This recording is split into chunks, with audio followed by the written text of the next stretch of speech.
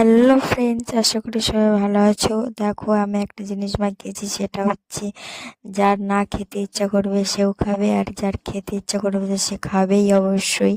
আর শুনলে তো মুখে জল চলে আসে। তেঁতুল মাখা আমি গাছ থেকে পেড়েছিলাম তেঁতুল, তো আমার কিছু ভালো লাগছিল না মুখে, তো সেই জন্য আমি একটু তেঁতুল মাখা করলাম।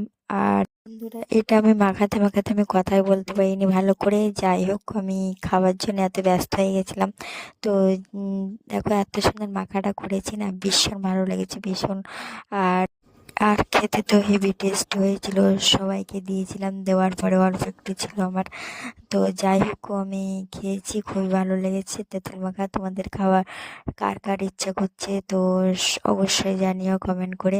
আর কার কার ভালো লাগে অবশ্যই জানিও। তেঁতুল মাখতে অনেক কিছু লেগেছিল। চলো, টাটা, বাই বাই।